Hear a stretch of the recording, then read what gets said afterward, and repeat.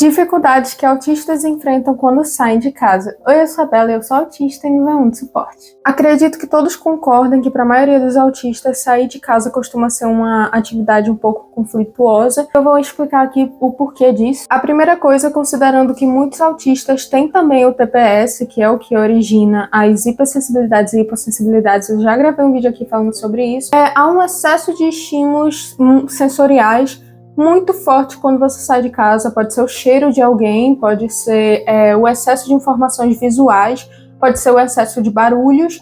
Lembrando assim que nem sempre é todo tipo de cheiro, todo tipo de barulho, pode ser coisas específicas e varia, nem sempre o indivíduo vai estar tão sensível, mas muitas vezes acontece dele ficar sensível justamente pelo excesso ali de estímulos. Outra coisa que acontece quando o indivíduo autista sai de casa é que nem sempre ele consegue se comunicar da melhor forma, principalmente com pessoas que ele não conhece. Sabe, é difícil assim para a maioria dos autistas dar origem a uma conversa ou prolongar uma conversa.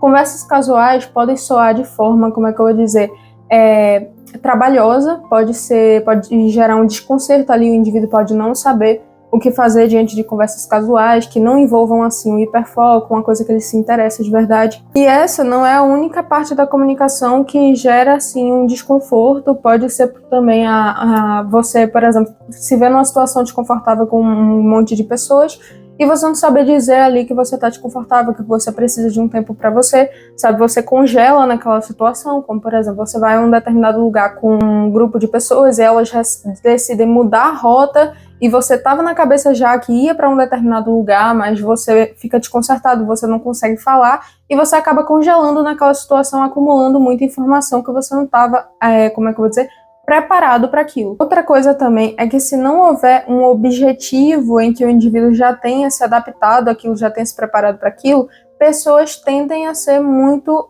como é que eu vou dizer, desinteressantes para o indivíduo autista. Então, assim, não estou falando para todos, ok, mas costumam ser desinteressantes para a maioria dos indivíduos, porque não é incomum que o indivíduo tenha mais foco em coisas assim que não envolvem pessoas, em atividades que não envolvem pessoas, ou prefere fazer algo sozinho, mesmo que envolva pessoas, como jogar virtualmente e tal. Ou seja, quando não há um objetivo em mente ali certo, de uma coisa que claramente o atrai, sair de casa pode não ser a coisa mais, como é que eu vou dizer, mais confortável para ele, sabendo que, por exemplo, só vai sair para ficar conversando com um grupo de pessoas, sabendo que ali conversar no meio de um grupo pode não ser a atividade mais confortável, pode não ser tão legal, o indivíduo pode não saber como agir ali num grupo, então acaba gerando assim uma perturbação. Uma coisa muito importante quando se sai com o indivíduo autista é colocar em mente de que quando ele determina que vai fazer uma coisa, ele vai fazer aquela coisa. Quando ele determina, por exemplo, que vai voltar para casa, ele volta para casa naquele determinado horário que ele marcou na cabeça dele. Quando ele determina que o trajeto que ele vai fazer é em tal ponto e volta para tal ponto, é uma coisa assim que já está ali feita de uma forma que, se sair dos planos, vai causar uma sobrecarga para ele, sabe? Ele não estava esperando. E como muitos autistas têm muita rigidez cognitiva, isso é muito comum de acontecer. E é por isso também que pode ser muito desgastante sair de casa numa companhia com alguém, por exemplo,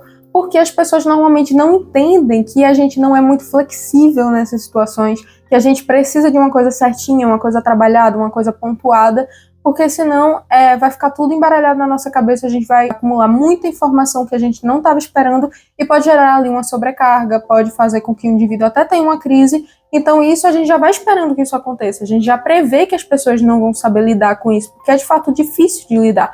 Então isso também torna as saídas de casa muito complicadas. Enfim, esses foram alguns pontos que eu reuni para mostrar para vocês e eu espero que tenham gostado do vídeo. Beijinho, tchau, tchau.